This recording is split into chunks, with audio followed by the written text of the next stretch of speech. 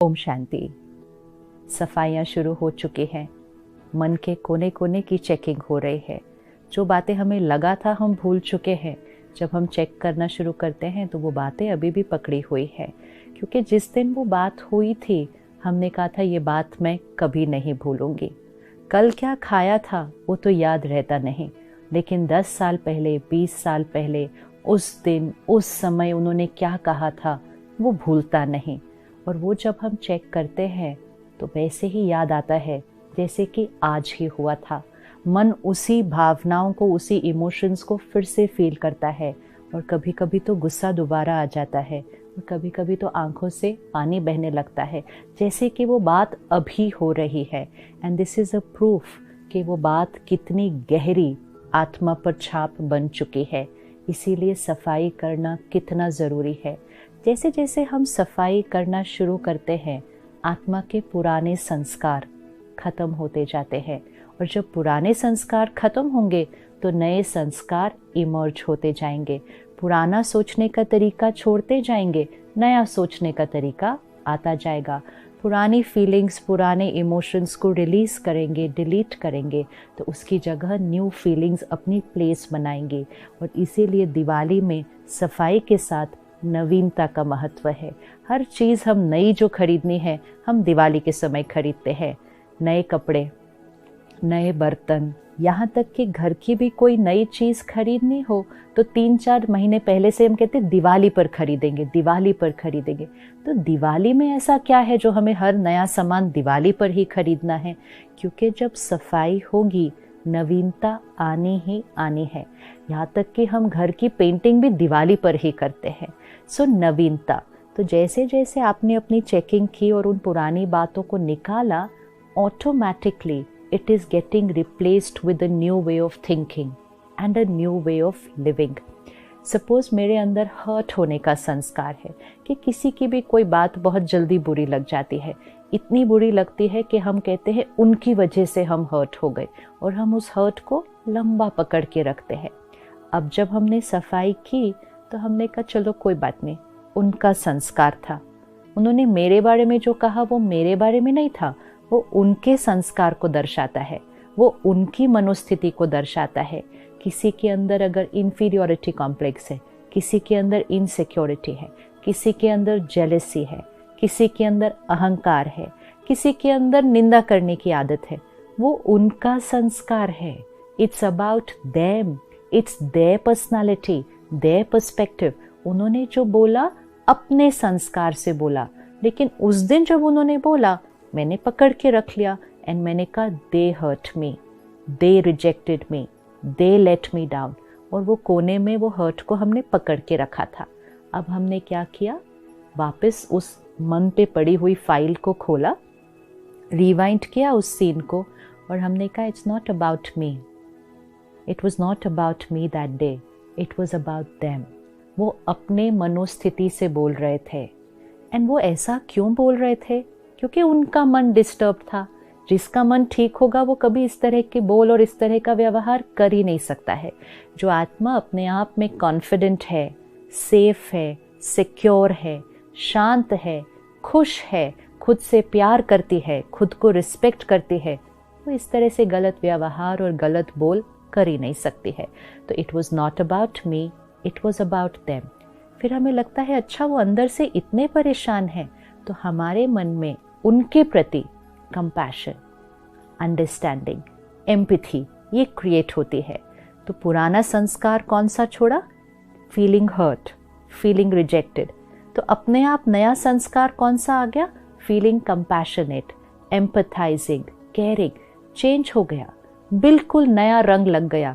पुराने रंग मिट गए आत्मा के ऊपर से और एक नया रंग आ गया, हर एक को समझने का, हर एक के संस्कार को समझने का और समझकर उनके प्रति सहानुभूति, कंपैशन। ये हमारा नया जीवन जीने का तरीका। तो हमारे जीवन में नवीनता आ गई।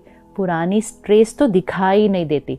हर चीज़ नई है, हर सोच नई है, हर फीलिंग नई है, बोलने का तरीका नया है, व्यवहार नया है, खाने पीने का तरीका नया है, काम करने का तरीका नया है, जीवन जीने का तरीका नया है।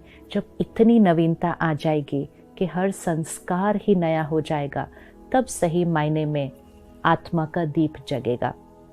तो अगले कुछ दिन जब आप अपने लिए नया सामान खरीद ही रहे हैं, खुद के लिए भी, परिवार वालों के लिए, अपने बच्चों के लिए, अपने ऑफिस में आपके साथ काम करने वालों के लिए, सबके लिए नई चीज़ें खरीदते हैं, साथ साथ नए संस्कार।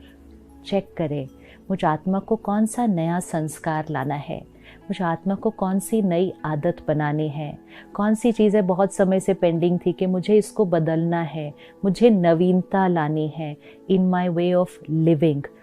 सुबह उठने का समय, रात को सोने का समय, क्या खा रहे हैं, क्या पी रहे हैं, क्या सुन रहे हैं, क्या पढ़ रहे हैं, क्या देख रहे हैं, क्या बोल रहे हैं, कौन सी बातें कर रहे हैं, क्या औरों से सुन रहे हैं।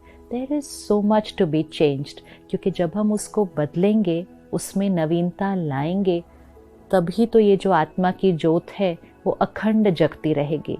नहीं तो कुछ गलत खा लिया, कुछ तामसिक पी लिया, कुछ यहाँ वहाँ की इधर उधर की ग्लानि की बात सुन ली, कुछ और सीन्स ऐसे देख लिए जो शुद्ध नहीं हैं, तो ये आत्मा की ज्योत फ्लिकर करने लगेगी। नवीनता लानी है, दिवाली सेलिब्रेट कर रहे हैं, तो अगले कुछ दिन और अपने साथ समय बिताएं।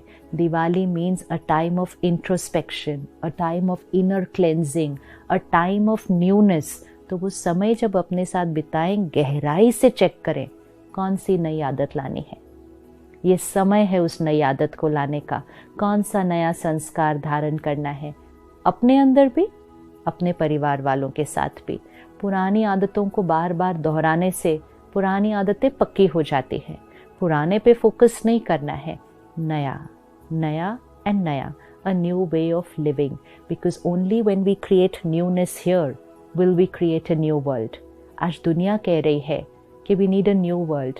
ये पुरानी दुनिया कब तक ऐसे चलेगी, लेकिन नया संसार बनेगा कैसे? तो हम ढूंढ रहे हैं, हमारी इस दुनिया को बदलेगा कौन, नया संसार बनाएगा कौन?